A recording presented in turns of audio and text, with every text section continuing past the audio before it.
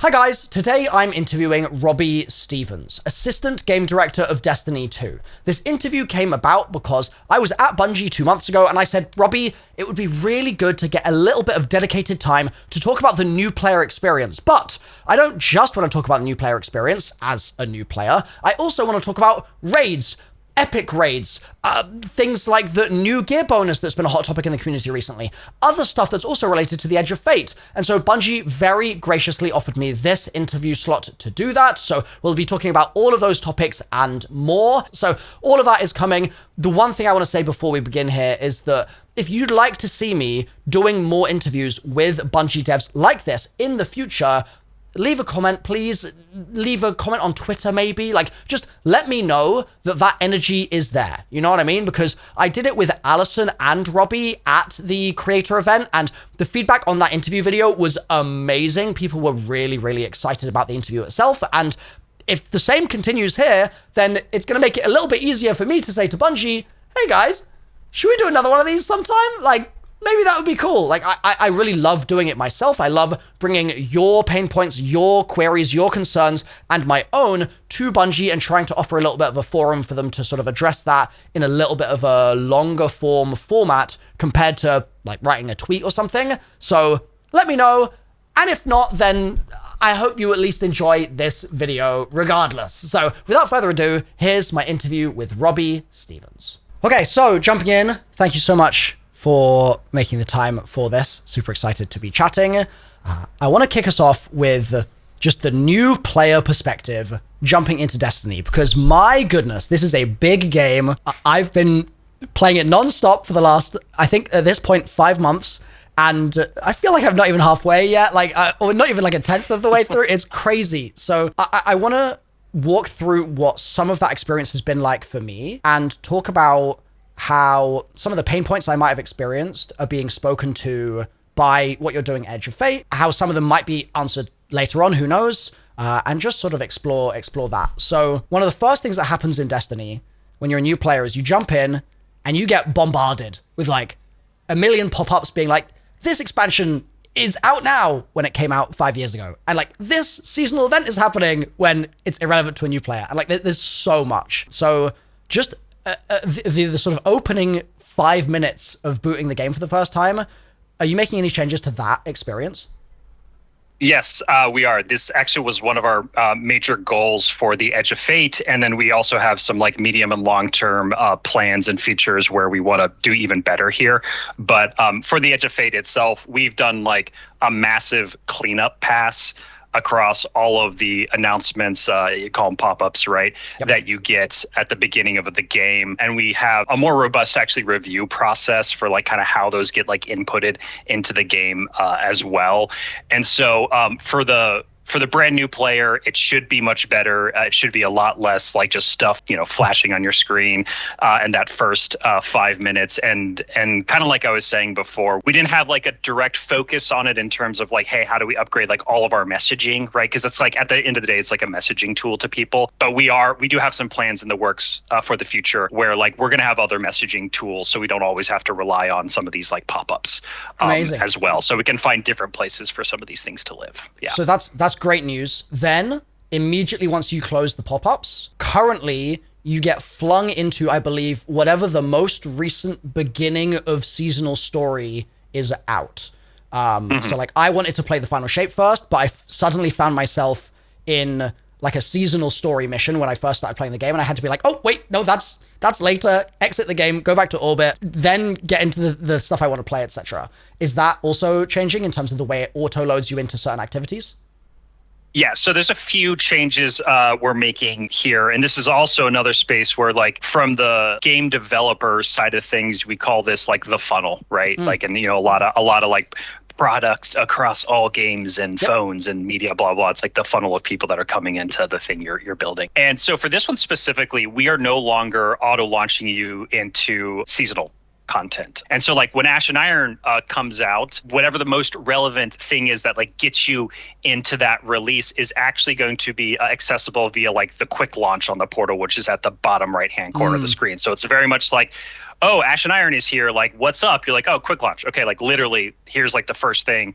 I should probably like go and play right now. There's going to be some other things that are going to drive you around and advertise like what all the content's coming with there. But that's like that quick play thing at the bottom right hand of the portal. We're really curating the very first thing you see inside of that for any given seasonal drop to make that a part of the on-ramp just a lot smoother instead of like forcing you into it. For expansions, we're going to continue to auto-launch you into the expansion itself. That's really because it's like the most relevant thing for most players coming into the game at that moment. But we're also looking into the future for like Renegades and beyond and discussing like, hey, like what's our policy ultimately for like when do you auto launch? Like how much can you auto launch? But at minimum, by already removing seasonal stuff, there's already a bunch of, there's already like multiple beats throughout the year where we're not going to be doing that. And like I said, we are discussing and we have been working on medium and some long-term plans of like, hey, how can we like adjust like some of this funnel, especially from the new player experience, so that it feels like there at times you're making more of like a decision point to go to do something as compared to the game just sending you there. Yeah, I think. And so we're taking some first steps now, but we want to take some more steps in the future too. Awesome. A big thing that I think would help there is sort of just giving people the option of like, if you want to sort of skip the funnel, so to speak, then you can just do something early in the flow so that you can direct yourself out of it and not get auto flung in. Whereas if you write it or you word it in such a way that's like, do you sort of want to like, you want to get straight into the action? Maybe that's the way you word it. So it sort of doesn't sound like you're asking them to make a menu decision. Totally. And a lot of what you're describing and the way we think about this is like, hey, the thing we like care about a lot for new players and a thing we want to get better at over time, because a lot of the Edge of Fate and Reclamation is really about like a lot of the core foundations of the game, and we are changing a bunch of stuff to make new players or people who have played Destiny for a long time coming back like easier, just like on an even playing field with like power reset and the gear tiers being just a more digestible, like as power goes up, I get better gear. Like we're doing things to just make playing the game broadly easier and everything being in the portal at your fingertips like that's kind of like the foundation. But we very much want to be looking at things like New Light and other parts of the game and really think about like, hey, how do we get you into the fantasy of being a guardian? Like what's the right way to do that? How do we do some big updates to that in the future to kind of like update it with where the game is at today? So that wasn't a specific focus this time around because we had so many other parts of the games that we needed to just get right so that we can build part of that new experience in the future. So that's something I'd love to speak to a little bit. I obviously had my own sort of unique circumstances because I'd played some Destiny 6 years ago, so I had an account already.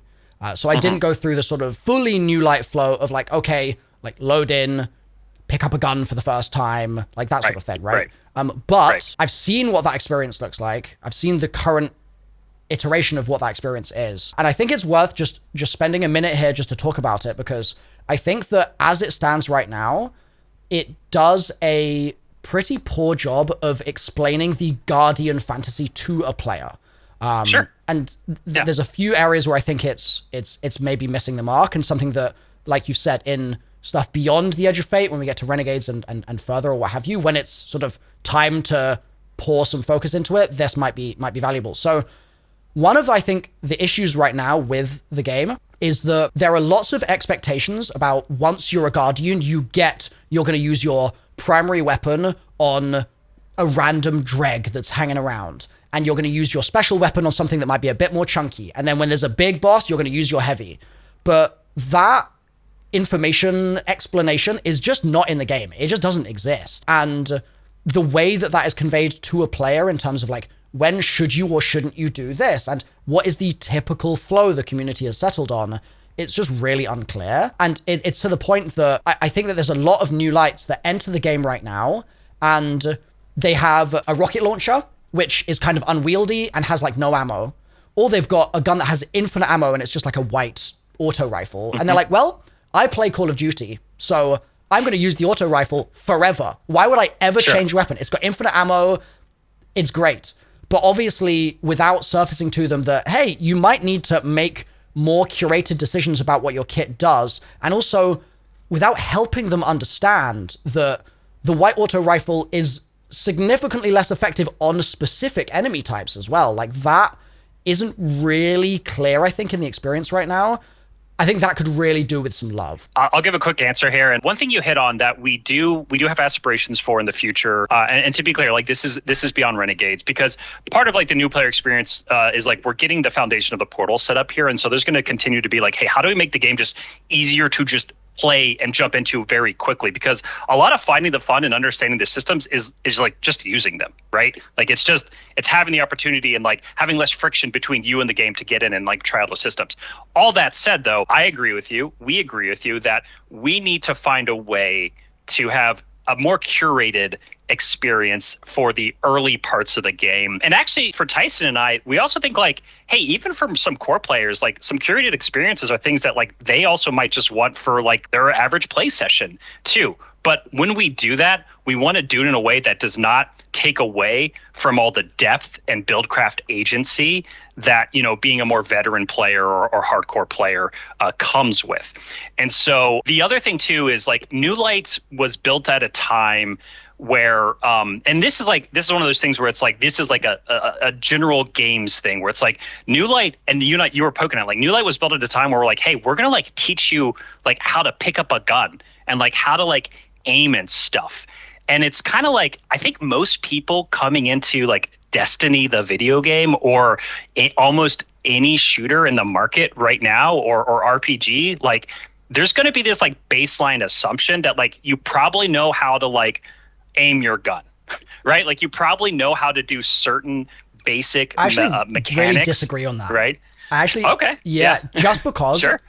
I think that if your base game is free to play and you are building, for example, all these portal systems, you're gonna have people coming in that just don't know what's going on. They're gonna be so lost. Yeah, sorry, no. Like to be hyper clear, I'm talking specifically about like the controls you would expect in almost any video game, right? Like that has like shooter mechanic. And so and I'm just reacting specifically to some of your like, what's the right focus of like a new player experience and ultimately like getting you into the systems of the game. And for us, it's like, hey, we need to put more focus on a more curated experience that understands that people are smart for some of the basics of how video games work, and it's okay that they don't need a ton of hand holding there, and put more energy into hitting some of the areas you're describing where like, hey, we're going to spend a little more time kind of like getting your feet wet and giving you curated experiences that like let you better understand how the systems of the game operate at the foundational level so that you can grow into them. And so that's, sorry, I'm just, because like New Light right now is trying to do all of those things, and we kind of need to go in and go like, hey, let's like scale some of this down, because most people, the majority of people coming into Destiny in 2026, 2027, whatever, right, is like they're going to know how to do the basics of a shooter, right? Yeah, so. They've moved in a shooter before. In shooter, yeah, 100%. So let's keep my little funnel going of like the players jumped in, they've done some New Light stuff, they've been in the world. I think something that is a fundamental difficulty, I think, or worry I have about the new player experience, and we can keep this one really brief, is just the primary weapons just suck. Like, they just universally suck. And it's one of those ones where when the initial learning of a player is, well, my heavy weapon's always out of ammo, so I never use it, and then they resort to using their Call of Duty rifle, the fear I have is that they then get to any, like, yellow bar boss, and they shoot their Call of Duty rifle and it does nothing, and they're like, this game is ass, like it's not balanced, I can't do anything, right? And that's why, like, even now I run double special like all the time because the primaries are just really not functional. And I believe there was a hand cannon buff, like a universal hand cannon buff, maybe just before the final shape. I was talking to Salt and he mentioned something like that. Just very briefly, I guess, is there any plan you have in the works to make primaries just a little more viable, even just for the early players getting into the game, and they can learn that they have a role later, but just to sort of to begin with, to help those people out? Is that something that's on your radar? So I think something like to dig in here, because like the space you're describing is pretty large with just like weapon balance, and so like I'm gonna give you the answer from like someone who understands the game a little bit better, and then I think we can talk about like the philosophy for like someone maybe like coming into the game a little bit more. So at least for the Edge of Fate, right, and Seasoned Reclamation, like we're not looking to like only give primary weapons like a specific buff or anything, but the 100 plus stat range bonus for weapon stat itself, the new stat we have, it's going to benefit both like primary and special weapons, right? And so like this is basically a way of like, hey, we don't want to discourage either things you do there. But like doing things like running double special is going to be more of a build crafting style going forward with Armor 3.0. So like you're going to have to use ammo finder mods and like put points into weapon stat to really make that sort of build work better, a little better than it does today, which is like naturally going to come at the cost of like other stats, right? And so if you like you want to put points into like health, or if you're looking for like orbs of power or whatever, you're going to have to weigh both of having the ammo finder mods and also how much health and weapon stats you're balancing at that point. So you could go either way at that point there, where you could be using an exotic primary instead of like a second special, then depending on your setup. And so, I mean, ultimately this is kind of like build crafting subjectivity space here, because primary ammo is infinite, depending on like your perk and build setup, the uptime of that primary ammo weapon paired with buildcraft atoms, right? Like it could really outclass some double special weapons. It just really depends on the type of content you're playing at that time and the level of difficulty. There's definitely instances like Outbreak is an example where like if you gave all primary weapons like a 20% damage buff, then Outbreak's just going to become way overtuned. So I definitely recognize that. But I mean, it could be almost as simple as saying if it's green or blue or white rarity, so it's just not purple, then it just gets a buff so that those beginner players using the trash guns have a little bit more of a fighting chance against their like first spider tank or their first brig or like who knows, right? So I think one of the things we did try to do, and just from a game balance perspective, like period, is we did look at a lot of the early power bands for people coming into the portal fresh, especially, or a new player too. And it's like we did do some calibration with the game balance at those lower levels before you really start climbing power, before you might be slapping modifiers on or playing in playlists that have modifiers. Like the game was actually feeling a little too difficult from like all the balance changes we were making.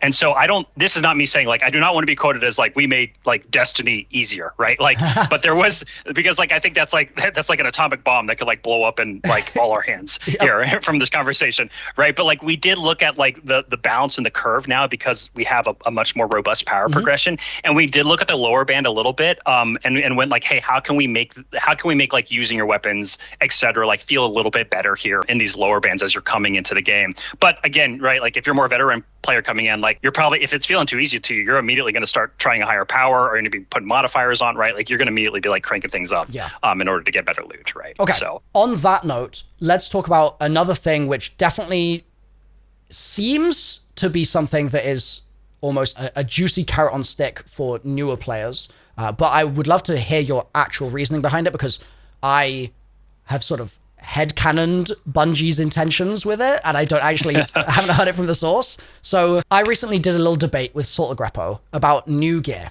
and I was being the Bungie defendant of the new gear buff system, and Salt was sort of fighting against it. And Salt explained lots of reasons why for endgame players that new gear buff for both weapons and armor has a variety of problems. And risks causing other issues to sort of crop up in various areas.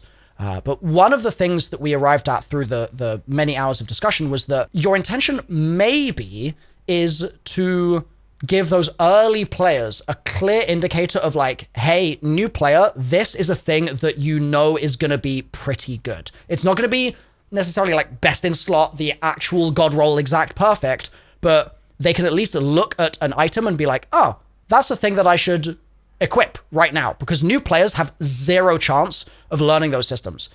Are we correct in thinking that that is part of the intention? And can you just give me like a 60 seconds of why new gear is a thing, that buff? Yeah, so a few things here. Sure. One, yes, in terms of like new player, existing player, right? New gear is intentionally marked in a way to go like, this is relevant right now and today, and the meta that exists within this season, if you want to start really getting into the meta and chewing on it and reading about it and seeing, what Milo's doing and what Saltogreppo's doing and everyone and Dado, right? Like it's meant to be like, hey, you're using the most relevant thing for the 6-month period of the season, right? And so it's not just about new players, right? It is about all Destiny players, just making the game, like the loot in the game, a little easier to understand, and also just focus people's attention a little bit more, because there's a lot of loot in the game. And even then, there's gonna be a ton of new gear, because each of the ops categories has gear, right? Like the portal has gear, right? There's the events are gonna have some gear, right? Like there's a ton of stuff there. So yes, that is intentional. The second thing that you were poking at there, from like the bonuses you get, this is one of those like really, really nuanced spaces. And I deeply appreciate how much theory crafting and speculation that the Destiny community is going through right now with all these changes in the game. And the thing that I like want to encourage here through this interview right before the Edge of Fate comes out, right, is like some of this is like you're just going to have to play it to feel it, right? Like numbers are really hard in game balance to look at and go like, oh yeah, this is going to be great or terrible. Like the hit rate on people's like perception, even our perception sometimes, right, of like what might work or what might not work. It just can be wrong until you spent like a bunch of time actually play testing content or playing the live game, right? Yep. And so the thing with the gear bonuses themselves from the artifacts, the artifact perk, right? The thing we wanted to do that from like a philosophical perspective is that like any new gear you use as you climb gear tiers and power, it feels like your time is like being respected, and like we're reinforcing that like this is worth your time. Like here's a little bit of a bonus. Here's like here's a little bit of a thing you're doing for chasing these new carrots, like you're saying, because the looter side of the game for us like really needed a big injection in the arm of like excitement to like keep chasing gear, especially armor. At the end of the day, though, are those bonuses so strong that if you're not using new gear, you're going to be at a massive, hour delta from other players? And our play testing, and in many cases, like so many cases across the game, the answer is no, right? And that's because we still want this to be a really open build crafting space for people, right? If you really love something that you've been using for a while and you want to keep leaning on that thing, I know this isn't the best example, but like your Wither Hordes out there, I just looked at the first thing that popped into mind, right? It's like, I'm a Wither Horde main sometimes, right? I'm like, I'm having a hard time with this encounter. All right, Wither Horde time. And like, it's just a space where maybe you might be sacrificing a little bit of the like top of the leaderboard if we had that kind of system in the game. But I think it's a space where it's like we just want to deeply incentivize people to feel good about their progression and earning loot. And then we just wanted to find ways in order to just increase that interest to chase it. But we're very much like we want to see how this plays out. Right. Because we're in pure speculation phase. Right now. But at least from what we've seen, from what we've been playtesting for a while now, it is meaningful to people who maybe aren't as great at build crafting, right? Who maybe aren't as deep in those systems, and they do get that little bonus and buff just out the gate because they're already not optimizing in other ways. So therefore that percentage buff does mean more to them. But people who are like deep in the buildcraft game, there's a lot more nuance there. And it's not until like the super high end cutting edge content, where beyond master especially, where it could really start mattering more. But like, again, like that space is pretty broad, and we've played it a lot, but there's a difference between a smaller number of people at Bungie playing it compared to the massive community in live game. So we're going to get a ton of data immediately. Yeah. My proposed solution, if you'd want to call it that, to the debate is that we recognize that this could be a really big deal for new players who need to know that there's a buff that they can just whack on and they feel powerful and it's a new thing and they're in the meta, etc. But as you said, for the people that, like, if there was like a leaderboard, it would make a difference for the top 100 players on the leaderboard, right? Like, of the global leaderboard of the game. It would make a difference at that point. So I think all of the conversation around it would be resolved if we made the new gear bonus a modifier that was always on by default. Well, sorry, not always on. It was on by default at the first like 4 difficulties in the portal. So all the new players would see their buff, they would load into their activity in the portal because that's what they're going to be doing. They'd have the buff, they'd experience the buff, etc. And they could toggle it off if they wanted, and they could gain difficulty modifier, and so they'd get better loot from those portal activities. But it's on by default. And then once you get to either Grandmaster or once you get to Ultimate difficulty, it's gone. It's no longer there. You can no longer toggle it on. And so in the absolute upper echelon, very top of the difficulty band of players, like the Salter Greppos of the world, it never affects anything they're doing because they're only existing in that space. But everyone else who is a lower buildcraft affinity player would still be able to make use of it. That's my proposal. We'll see how it plays out in the live game. I look forward to it. And like I said in the debate, I was defending it because I think that it's got benefits as well as the potential risks that it might incur. However, I don't want to get too bogged down in this topic because we've got so much to cover today. So I'm going to start zooming us through some other bits and pieces. Just real quick, how long will the new gear bonus last? Yeah, so the new gear bonus lasts for 6 months. So Reclamation is 6 months with a major update, a massive content injection of a bunch of stuff coming with Ash and Iron at that 3 month mark, roughly. I think it's roughly like 3 months, right? Yep. Maybe a little less than that. And then Lawless, which is the season that launched alongside Renegades, is also 6 months, roughly. Yep. Okay, so 6 months from the start of Edge of Fate, and then there'll be a new 6 months from the start of Renegades. Is that understood? Yes. Yep. Brilliant. Yes. Okay. So next question. I would love more than nearly anything else in the game to get a system where I could have more than 4 buffs on screen.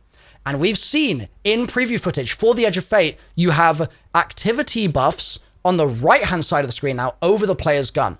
And my proposition on this is that I totally get from a game dev perspective, you don't want to have too much clutter and it's going to get unintelligible and it's going to be crazy and like you're going to look like you're looking at a dev menu and it's going to be horrendous. But the simple solution from my perspective, from my naive perspective perhaps, is just make it off by default and then allow us to toggle it on in some part of the settings that you could never accidentally stumble to if you didn't know the secret password. Like, make me say open sesame to the menu and then let me find it and toggle it on, because I cannot stress enough how frustrating it is to be in an activity and to no longer be able to see pertinent information to what's happening. Like, is my Devour active? Well, I don't know because it's been pushed off screen because I've got too many buffs.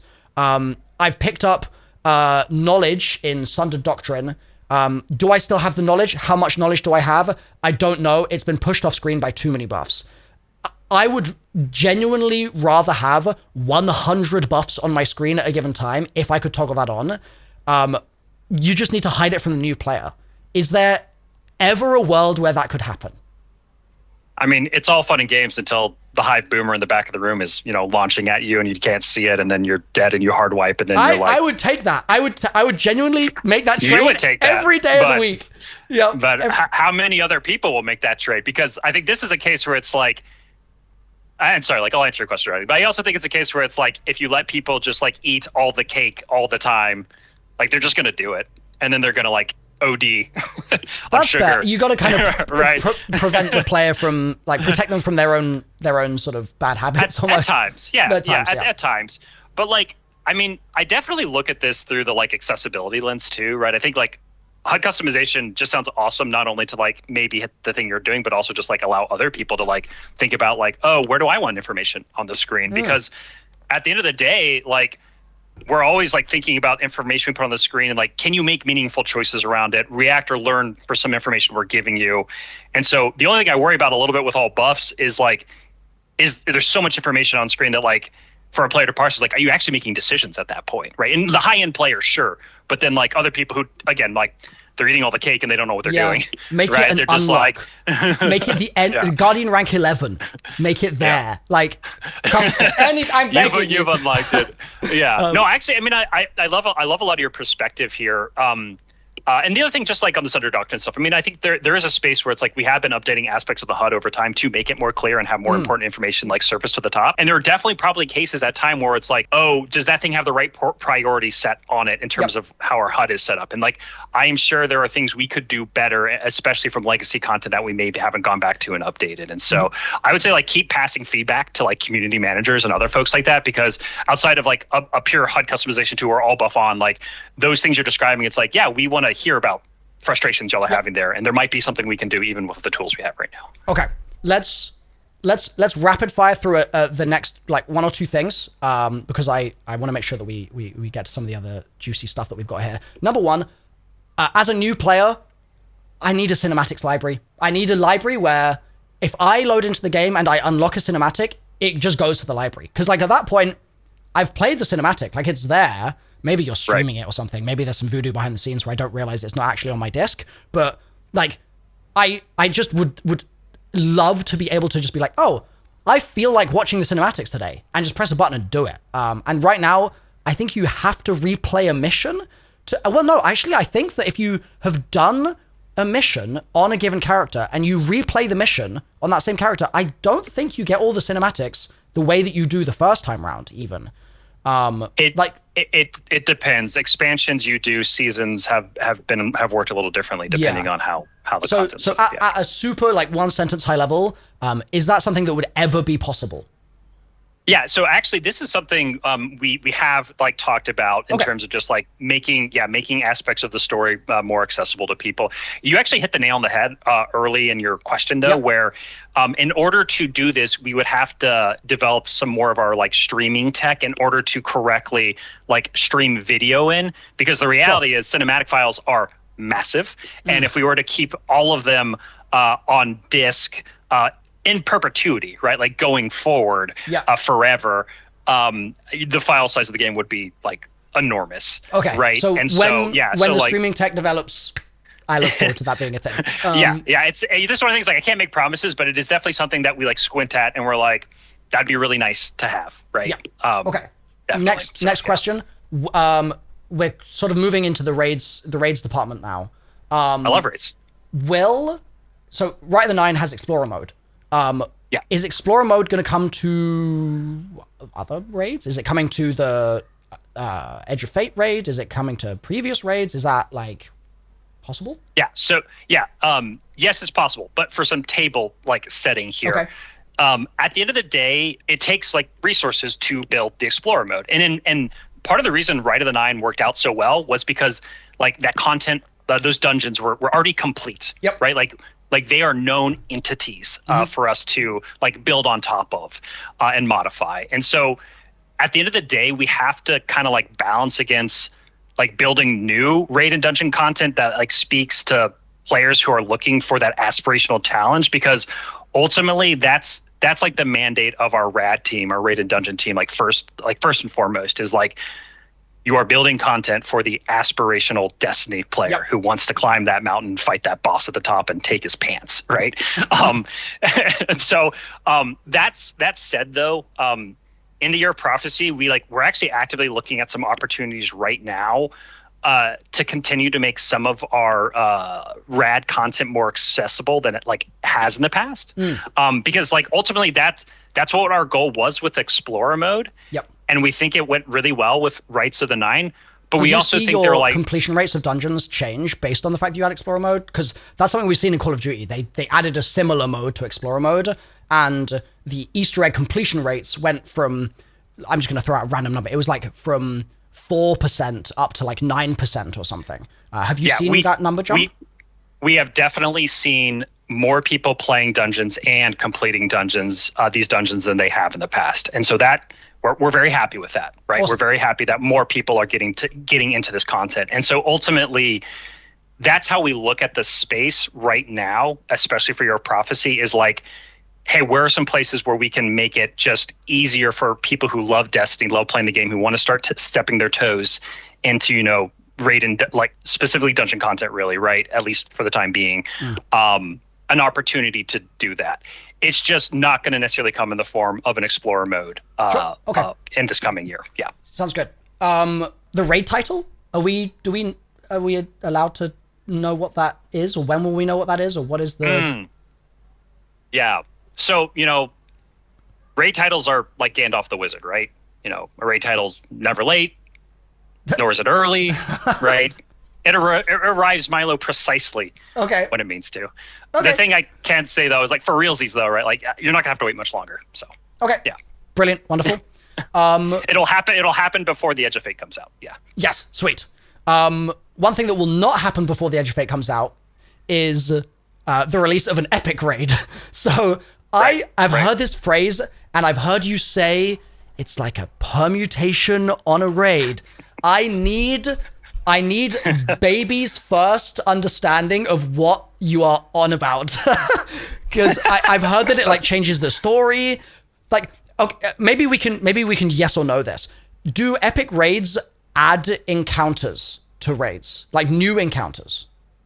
So I should not dig into those specific details for this time. But I am happy to walk you through what this like roughly means, like ballpark. Yeah, what can you tell me about what it is? So we have this like really long history with raid content going all the way back to Destiny 1, where it's like, what is the hard mode experience of a raid, right? Like, what's the version of the raid that's like even harder, that really challenged fire team's coordinations and capabilities and ultimately knowledge of the raid. And so there was a thing we did, I believe, it was during Rise of Iron near the very end of D1 called like Age of Legends, right? Where we went in and we added a bunch of encounter challenges and different tweaks and changes to those raids. And it was kind of like, the 1.5, version of them because of all the changes that were made. And so I think even, early in Destiny 2 too, like we had things where it's like loadout where you have to use specific like loadouts, Milo. Like you'd like, you have to play this raid with like a bow and stuff. We've had and then now we have like master challenges and other things. Challenges. That's so good. Yeah, and we should actually talk about the feat system a little bit, probably. I think you have another question. Yeah, that's probably related to that. But so, Epic Raid for us is us looking at that. And sorry, the thing I want to clearly say a lot of what almost all of, I believe, actually, what master challenges are being converted to work like basically with the new feat system. So I just want to like make it clear that like the Maybe base raid, the feat system. What is feats? Because I think a lot of people don't have a grasp of what that is yet. Yeah. I got my notes because I want to make sure I represent these correctly. Yeah. And raids are a topic that deserve that care. So that's exactly. Yeah. I just want to, exactly. I want to make sure that I have all my little ducks in a row here. Yeah.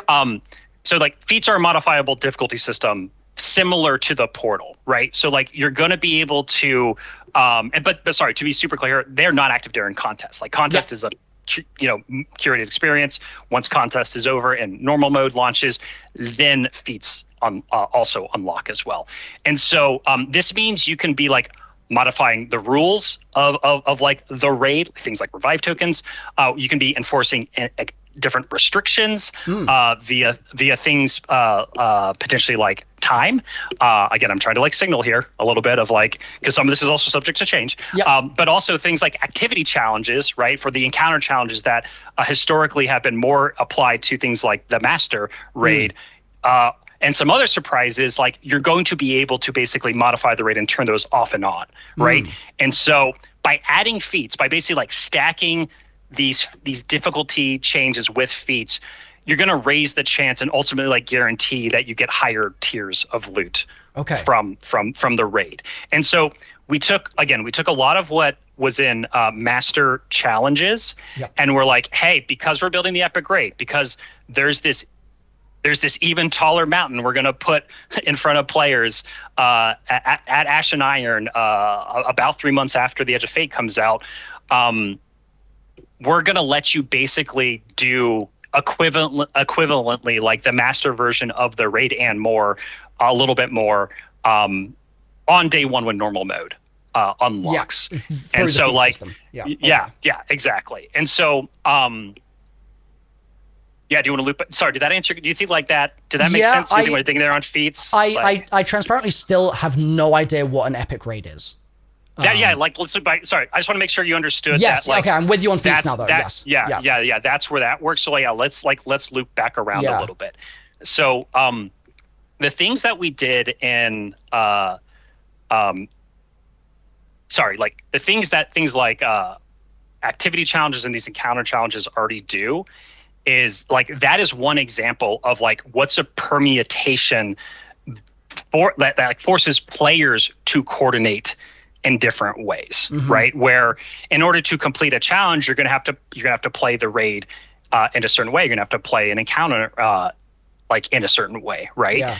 That is one way to like enforce difficulty ultimately and enforce challenge. And so conceptually, if you start to expand that into a hard moded experience where we say, hey, we're going to permute the raid. We're going to go beyond just enforcing rules with other players, We're going to go in there and permute things that happens in encounters. And then we're also going to expand the raid itself. And that is related directly to the story too. Like this expansion of the raid is also related to the story as well. It acts like a part 2, right? Like it acts like a part 2 of this hard mode experience. So I know you're probably still like, what does this mean exactly? Let me ask this. Should I interpret what you're saying as like we play through the raid space, which is beautiful always. It's always so gorgeous and it's like such an epic space. Yeah. Like let's use like Vault of Glass as an example because it's so old. Like you go through Vault of Glass, you get to Atheon at the end. It's awesome. Should I think of this as like almost a question of like, but what if you then had to like fight your way out again? Or like, is it... So what I love about this question, Milo, is that when we were concepting this idea, when we were coming up with like the brainstorming, or like what should an epic raid be, we literally did, one of the exercises was to do exactly what you just did. We said, what if Crota had an epic raid? Right? Like what if Leviathan had an epic raid? How would that work? What would like permutation and some amount of expansion of that content of the raid, of that story feel like?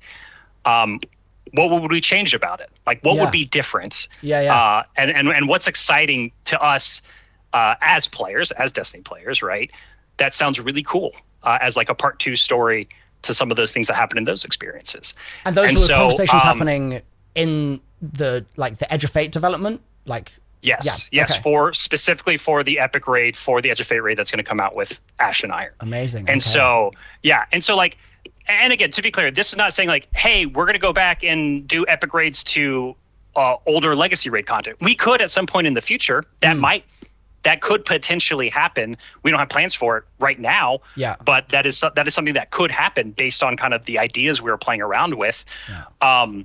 But the thing you kind of poked at, like straw person for that Atheon thing, I squinted at that. I'm like, yeah, it's in the ballpark, right? Like it's in the ballpark of things we, talking about. Hell yeah. So, okay, sick. Yeah. Also, on the note of legacy raids you mentioned, one of the only things that I have done in Destiny prior to this journey of joining the community this year is I weirdly have a first 24 hours Scourge of the Past clear. I nice. Don't ask me how that happened, but it did. I loved Scourge. Is Scourge ever getting a raid reprisal? Is that like, could it get a raid reprisal? Is that, if I yell loud enough from the rooftops, will it ever happen?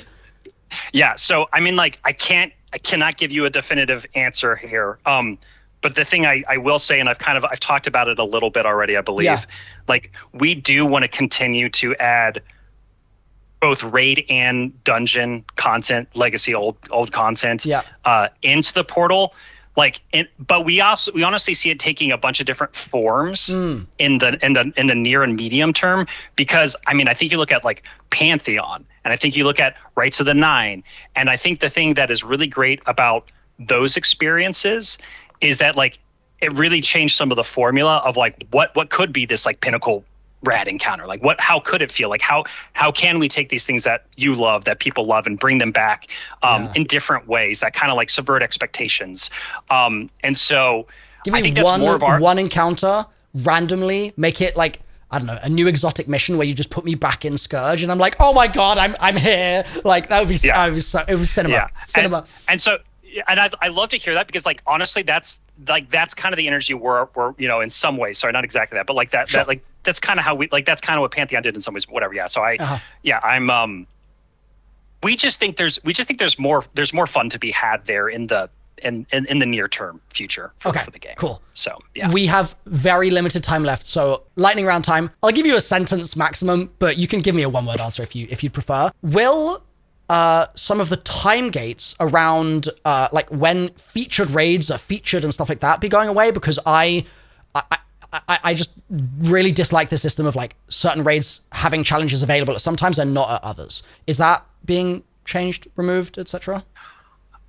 Are you, sorry, I want to be clear here. Like, are you talking about when a new raid comes out and then it's like, hey, some number of weeks later, the master challenges go live? So like I am going through all the old raids, and like we've had to wait a month for Vow the Disciple to be featured so we could do the challenges because of the rotation. Yeah. Because of the rotations. Yeah. Okay, got it. Short answer, no. But not because it's something that we like strongly believe that we must hold on to. Okay. A lot of it just comes down to like, how do you focus the population of people on the content, right? Yep. And so like, it doesn't mean we might change something in the future, but like, no, okay. Right now. I will raise my hand and say, yeah. I will wave the flag that is a feature that I think would be really awesome to change in the future, if possible. Okay, next one. Will permanent power increase over 200 in like Renegades, and like with each expansion, are we going to go up and up and up again? That is not the plan for Renegades right now. Okay, brilliant. Yep. By any chance, are there like any like Destiny novels in the works, or like other media outside of the game? Because I'd love to just consume more Destiny.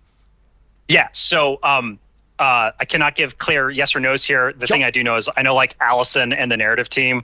I'm sure they would love to take a crack at this space, or work with people who might take a crack at this space. Yep.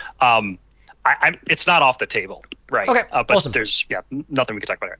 Something I noticed in the game preview that we saw in the second developer live stream was the Fabled world tier difficulty was at -40. -40 is massive. Like contest is -25. And so to be at -40 there is just like, was a shock.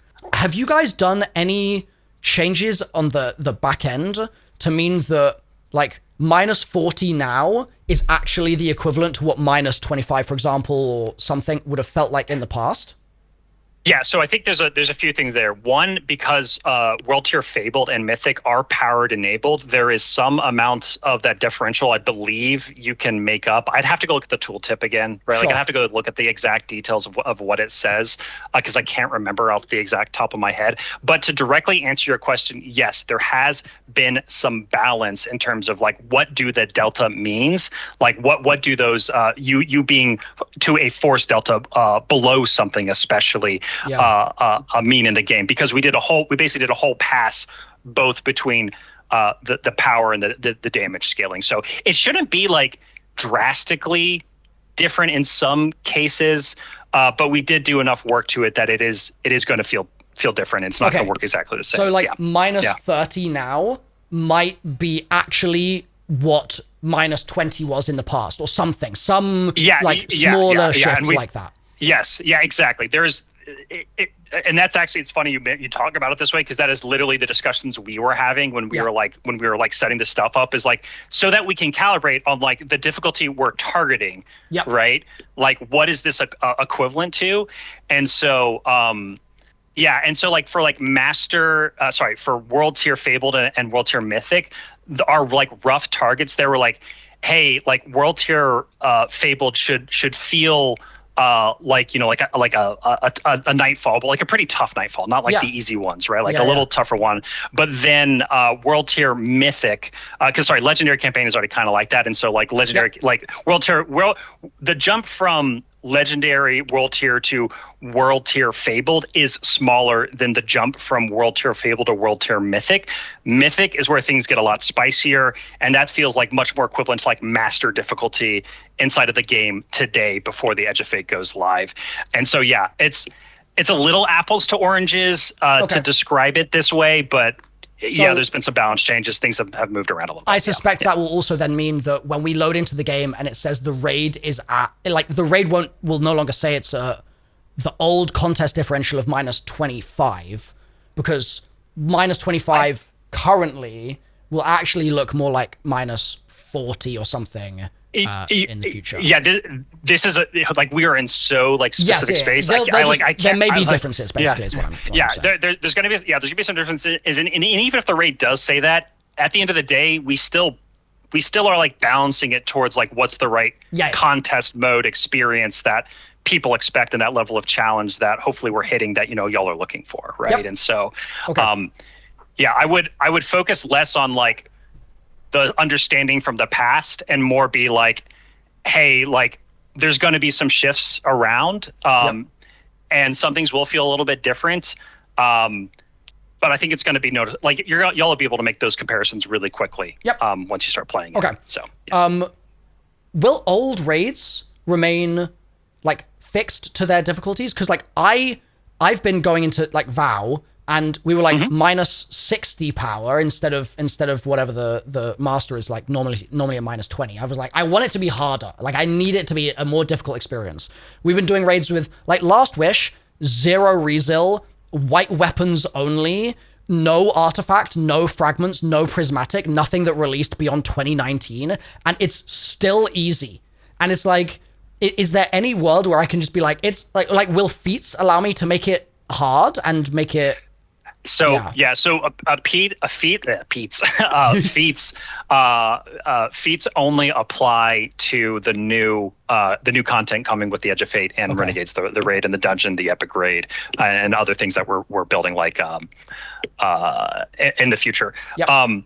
The thing for older legacy content, I think we hit it earlier in the interview here, but I think when we bring things into the portal, though, you're going to be able to do the thing you're describing, right? Like the feat system specifically for the new rad content is meant to be applied in a very specific, like almost curated experience for that. But when we go and we bring something to the portal, right? The categories within the portal, for instance, there'll be even more modifiers like to choose from there, right? Because there's even more to choose from inside of the portal than there is in the feats, and that's intentional, right? Because we're trying to make sure that we can really understand the game balance for the new raid, the new dungeons, the things that are coming. And so, and also we were trying to take concepts from master challenges and other things you and I discussed earlier in the video and give you a little more agency for like how you apply them and how much you can turn those up or down inside of that new content. Yeah. Sweet. A quick PvP question. We know that we can get tier 5 drops from PvE. How do you get them in Crucible? Yeah, so this is a great question. I love this one. So PvP gear progression is tied to both power progression and your skill, right? PvP, it's about being good with your guns and abilities. And so you're going to actually reach different reward rank tiers. Wow, that's hard to say. You're going to reach different rank tiers by increasing your power that give you better rewards. And so like this kind of works just like other parts of the portal. So ultimately these like rank tiers they allow you to allow your performance, the performance grades you get from PvP. So if you're top of the leaderboard, you get a tier 5. If you're potential. Bottom frag, you get a tier 2. Well, not exactly, because what happens is as you've climbed power anywhere in the portal, PvE or PvP, you basically now qualify for like either those tiers of loot to either start to drop randomly or consistently, depending on where you're at. But in PvE, it's difficulty based, whereas here we don't have them. So I'm just curious if it's like. So this is a good example here. So like, for example, if you are platinum reward rank in PvP, which requires you to be 450 power, which means at least until Ashen Iron has come out, right? Like that is it's going to take a long time. If you then earn a performance grade of A+ inside of that PvP match, you would potentially get a tier 4 or tier 5 there. I believe it's tier 5, but it's one of these spaces where like, it's the same as PvE, so it's tier 5. I believe it's tier 5. And so, but to add to this though, like competitive in Trials of Osiris, like they have higher score multipliers based on your competitive rank and your Trials passage.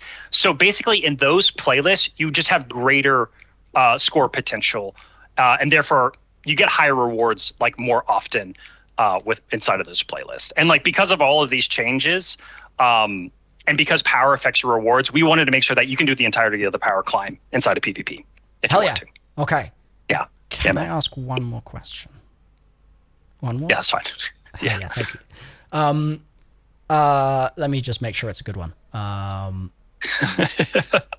last one was a good one. I like that last one. There's two that Okay, I'll tell you both of the questions. You can tell me which one you want to go with. All right, so, let's do it. The first is, when Destiny 1 came out, before the game was out, there was this statement made, like, we have a 10-year plan for Destiny. And I, as both a content creator and just like a fan of video games, was like, this is cool as hell. Like, this is culture that I can buy into. It's not just a product that I'm buying off the shelf and I'm forgetting about in 6 months. I was entranced by their 10-year vision. Is there a similar 10-year commitment to Destiny that you can sort of make? But obviously the new version, now that we're past the Light and Dark saga. So that would be question one. The other alternative is game development is an infinitely difficult task. And the Destiny community is one of the most leaned in terms of trying to like analyze the game and figure out the positives and negatives of everything all the time. Is there anything you wish you could help those players better understand about what's difficult in Destiny or what's challenging in the development process, so that they were better informed in analyzing and evaluating like the good and the bad and the positives and the negatives of the game? I want to hit both of these. I'm sorry. Okay. Hell yeah. We're just gonna hit both of these. All right. Awesome. So yeah, let's start with the one you just asked me. Yep. So, I think, we have been making some changes here already, but I do think there's a place where we can like be more crisp. We can be better here. But we've been like really transparent this last year, like uncomfortably, I think, transparent in some ways. Because we announced a lot of like our plans for Year of Prophecy like really, really early, right? Like 6+ months out before there was like, we were in some cases in like early days of like what the thing could even be. I think some of the early like visual design of the portal is a blog post somewhere, so and it's long ago. like, yeah, it's from last year. You're right. I'm like, what? Right, and so ultimately it's like. The reason we did that is because we were changing so much that we really wanted to give people playing the game an idea of like where we're going, right? And then like kind of start to see how they might feel about some of this. And then, there's time periods where like, oh, Bungie's gone dark. They're not talking about the future. And I mean, that is more indicative of the fact that like, I think you're kind of poking at it. It's like game dev takes time, right? It's like we shared a lot of our goals and aspirations for the Edge of Fate and Renegades and all the seasonal content like really early, so people had an idea of where we're going. But until we had a lot more of those details like more nailed down, right, it doesn't make a ton of sense to keep talking about it beyond those initial goals and aspirations and some of those like earlier thoughts, because you're just not going to get great feedback about it at that point, right? And so, but I mean, like, regardless of all that, like, we do want to be sharing more often. I think that is how we can help here. Is like, we do want to be sharing more often. I think we've started to do that, but we need to get better about it, and we also need to be a little more crisp and organized about some of it as well. But like specifically, how do we like make people feel heard? Because I think that's like at the core of your question here, right? It is a big part of it. It's like, yeah, the Destiny community really wants to be listened to massively, and I think there have been times in the past where they've felt slightly less listened to, and so it's a challenge, I'm sure. Yeah, and it's like it's conversation, which is great, but like I actually think we had just like a good example of what just happened with the dev live stream. We're talking on Wednesday right now. Dev live stream happened on Tuesday, right, the day before. Second dev live stream. Yeah, like we really tried to hit a lot of the big feedback topics we've been seeing floating around the internet after the first stream, and that's been going on for a little bit here. And so like this basically this is us trying to be transparent, like when it makes sense, right? And so this is us like, so to like reinforce the high level things here, is like we want to be better about setting expectations and sharing our aspirations and goals for the game earlier on, like we've been doing with the Edge of Fate. We want to keep doing that. But as we start to nail down more details and get closer to like launching things that are ready, we're going to talk more, and we're going to talk more rapidly. And we want to be soliciting feedback through all of our channels, social platforms, you in this interview, T-Wids, streams, community summits, and things that we're doing. Because like, Milo, I love this interview because this is just like such a space that the Destiny team cares so deeply about. And because like we're building this game with y'all, right? Like we're building this game together ultimately. And like DMG and Dylan and I, like he and I talk basically every day, right? But if he's not talking to me on any given day, he's talking to someone else about to help plan communications or help provide some feedback. And so like, yeah, we want to feel like, we want people to feel like we're listening, and we want to be reacting directly to things we're seeing. We just try to manage it in a way where we can like realistically like do it and be honest at the time when we have the right details to do it. And game dev takes time. sometimes. And sometimes it's just, hey, we see a thing. It's like, we're not ready to talk about it because we don't think we have an answer that satisfies the question. Awesome. You know, that definitely happens a decent bit of time. Cool. Yeah. Do you want me to re-queue you for the other one that you wanted to answer? Yeah, just the 10-year.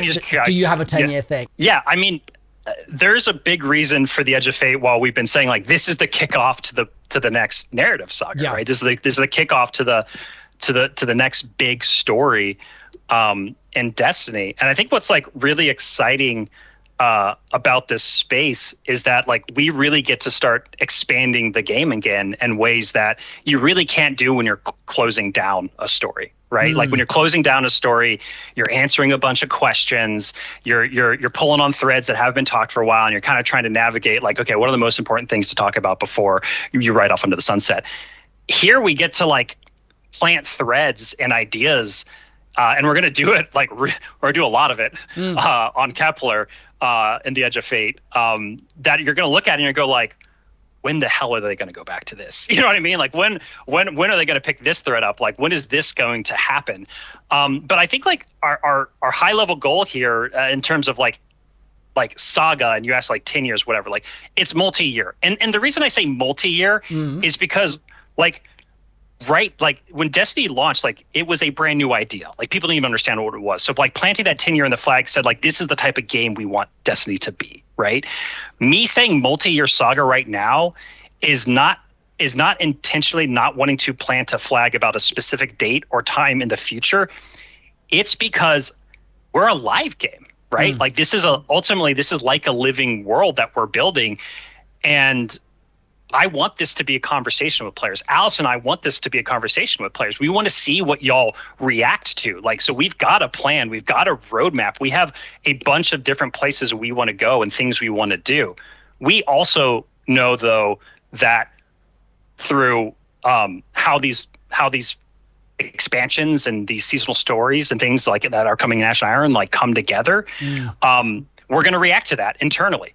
When we see y'all play it and give us y'all reactions, and you start going like, you turn over a stone, you're like, this thing's amazing, and you're like, oh, we kind of, that thing was cool, but we didn't think it was as cool as y'all thought it was, right? Like we didn't expect it to hit that hard. Yeah. And that in many cases could have us look at our plans and go like, maybe we need to add something here, or maybe we need to change something here, or maybe we need to go in a little bit of a different direction for a little bit. And so I think it's a great question, Milo, but like the world, we just live in a different world, right? Like 2014 was a long time ago. Yeah. And like, I think we as a game, like we want to have a clear vision and direction for the game all up, but especially the narrative and the saga and where we're going. And we know where we're going, but we also want to be able to react to how the expansions come together, how the stories come together and the major updates, and how y'all react to it and the feedback you're giving to us. Well, so, yeah, man. But it's not going anywhere. Like just hit like, you know, really hard on the head. Like, yeah, we say multi-year because it's going to go on for a while, right? Like it's just, we're not ready to plant a flag just yet because we are so early. Yeah. And we want to see where this thing goes a little bit before we start signaling, oh, here's maybe the end. Because the other thing, man, as soon as we signal the end, that's all people are going to focus on. So like, let's go on the journey together that's actually really for a little bit. For me to just make sure I'm understanding. So you're not saying it's like, you're not saying like this current story is going to like end in 2 years or 3. Like that would be a misunderstanding, correct?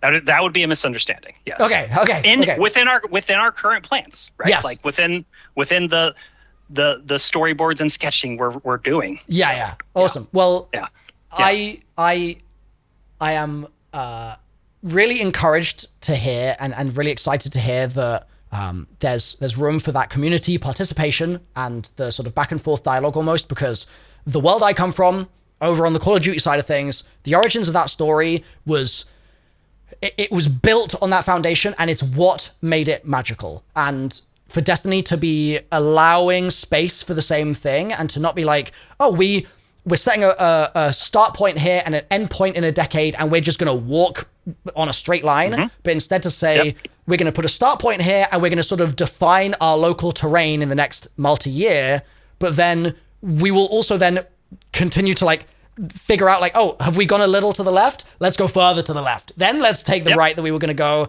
and get back to that sort of end 10-year point or whatever. It sounds like that's kind of what you're talking about. Yes. Yeah. We want to have a really clear idea of where we want this thing to go. Yeah. It's just, we know that getting there is a journey, and we expect it to take some twists and turns, and we want that. I think that's just right. That's the right thing for Destiny. Hell yeah. Right? Well, thank you so much, Robbie, for taking the time, talking to me about the new player experience, raids, everything else. I can't wait for the expansion, and I'll keep the feedback coming. Awesome. Thanks, Milo.